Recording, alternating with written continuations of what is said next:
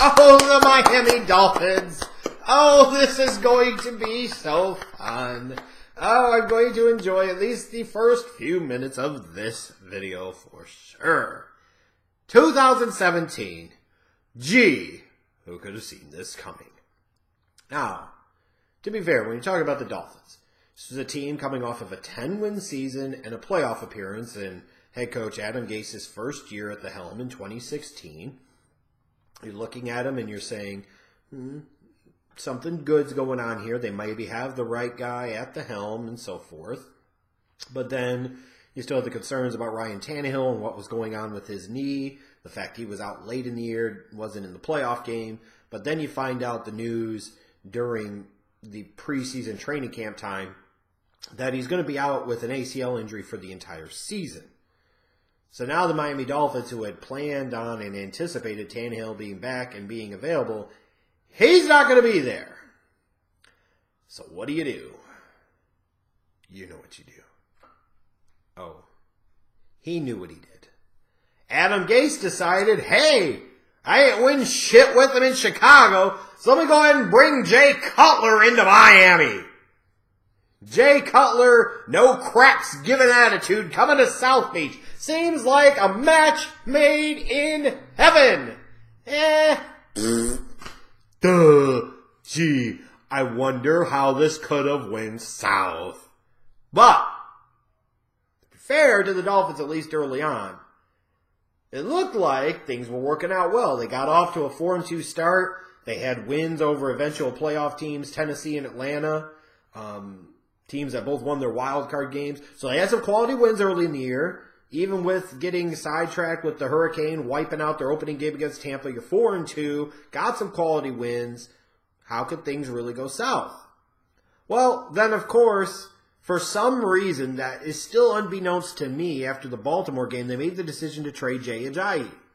And I know the reason given, talking about how he's not staying within the flow of the offense. They didn't necessarily like his attitude. And this goes back to even before last season where Ajayi was pissed that Arian Foster was starting over him. And it turned out Jay Ajayi was right. That shouldn't have been happening. He had a reason to be upset. So there's always been some type of friction there and something wrong with the relationship between Adam Gase and Jay Ajayi. I think everybody understands that. It's easy to see. And clearly that played into the decision to trade him to the Philadelphia Eagles. And it's crazy. This is a dude that was a big-time difference maker for you last year. He was a key integral part on you turning that season around and making the playoffs. And you're going to go on and trade him? Because he's not doing things right within the flow of the offense? Because he's too worried about trying to hit the home run? Well, you know what? When you look at the situation that he was in, could you necessarily blame him? Because God knows you needed somebody to make plays and be a difference maker there. And Jarvis Landry's less than 9 yards a catch ain't getting the job done. Especially when your freaking quarterback is Jay Cutler. Oh, and ding dong, dub dicks. Imagine my surprise when Jay Cutler didn't start all 16 games this year. Imagine that. Jay Cutler gets hurt at some point. He's out some action. What a surprise! So, of course, you got the Ajayi trade. You're starting Jay Cutler. Things are going to eventually go south. They lost their next 5 games in a row after that 4-2 start, lost 8 of their last 10. And then offensively, they were terrible most of the year. 11 games, they failed to score more than 20 points. They were shut out twice early on in the year. Just at times putrid, embarrassing for a guy that's supposed to be such an offensive guru like Adam Gase to have his team shut out. And this is, again, comes down to, in part, and is not me solely blaming him, because it clearly is not solely his blame, or exclusively his blame, or even largely his blame. But the stupidity of the Dolphins bringing in Jay Cutler was still astounding back then, and it's still astounding to me now. What the hell did you think that he was going to do that was going to be so much better than Matt Moore that you really realistically thought it was going to put you in a playoff position? Furthermore, bringing in Jay Cutler allowed you to get just enough good games out of him to where you won a few games, especially the one where everybody's slobbing his knob on Monday night against the Patriots, which is the example of why Jay Cutler gets paid $10+ million every year to be somebody's starting quarterback. For some reason, it's still unbeknownst to me all these years later when he is the quarterback that he's been the past 12 years, and he's in his mid-damn 30s. He's not getting any better. And then you see so many of the other games where he throws 2 or 3 picks where you understand this is why Jay Cutler is Jay Cutler and who he always has been and who he always will be. All the Miami Dolphins did in this particular case is cost themselves potentially a marquee draft pick by bringing in a guy that was just good enough to win you a few games, but never good enough to take you to that next level, to get more out of your team. And that's always been the knock with Cutler, and it's a legit and valid one. Believe me, as a Bears fan, I lived through 8 years of this experience. You get that occasional game where you got hope and he figures it out, and then you understand he never will. You paid this guy close to $10 million to be mediocre Jay. Dumb, stupid, dumb. But in general, though, getting off of the Cutler soapbox for a minute. When you look at this Dolphins team, you trade away your leading rusher from last year who had 3 200-yard games for the fuck all of it. You bring in a guy like Cutler. But you look at this team and you look at him and you say, who are they? What is their identity? It's like a weird hodgepodge of players at different positions. Like you gave Ndamukong Suh a crap ton of money, and what has he really meant to your defense? You gave Cutler a bunch of money to play quarterback, and he was who he always has been. You trade away your best rusher. Just a weird team. Like when you think about the Dolphins, what is their identity? Who are they? And to answer the questions in reverse order, you don't know who they are because they have no identity. And I don't know where this is going to get a whole lot better in 2018 because as you look ahead to the offseason, this team has almost no salary cap space whatsoever. I think like $10 million.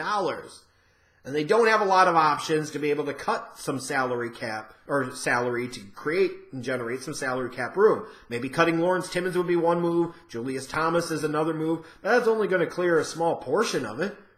Are you going to move on from Ryan Tannehill after investing big in him? Are you going to sit there and make that statement that you're ready to start over as an organization? Are you going to give him another chance? Because that would be a place to create more salary cap space. But what are you going to do? That's a huge decision to make, and I don't know what that decision is going to be.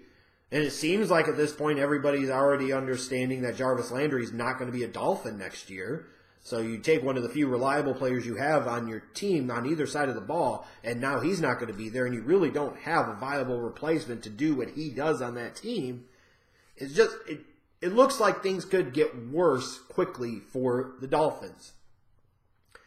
So, they really need to hit it big in the draft. And where do they go?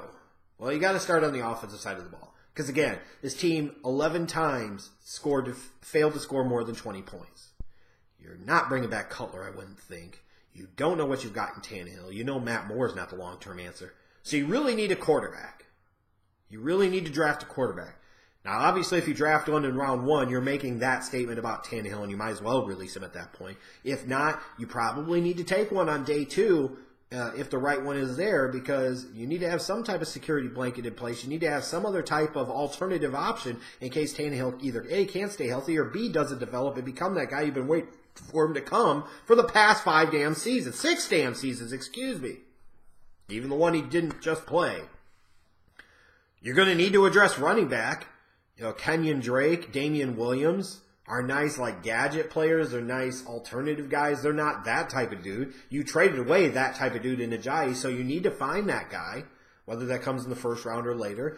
The interior of that offensive line with Tunsil moving out to left tackle, you're going to need to address the guard position, but I don't know if Quentin Nelson's going to be there for you when you're picking number 11. You know, they have major work to do on the offensive side of the ball. Again, even with Devontae Parker and Kenny Stills being back, Jarvis Landry, if he's gone, you're going to need an influx of talent at the wide receiver position, so that's going to have to be addressed. Defensively, they've criminally neglected the linebacking position, even if you assume that Raekwon McMillan, their second-round pick from last year, is going to come back from his injury and be healthy. It feels like they still need help there, because do you really have a ton of faith in, like, Stephon Anthony at this point, unfortunately, being able to do something? Do you think Lawrence Timmons will even be back? What do you expect out of Akiko Alonso, other than giving Joe Flacco concussions? I mean, needs all over the place. When you look at it, they've got their first round pick, the second, third, 2 fourths, a 6, and 2 sevenths. So they got some draft pick currency to play with, but not a ton.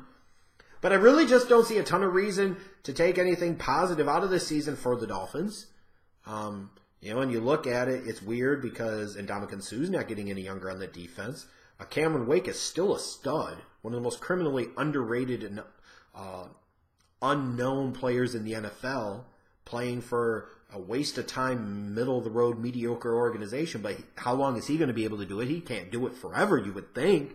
Although with that freak of nature, you don't know. What else do you have?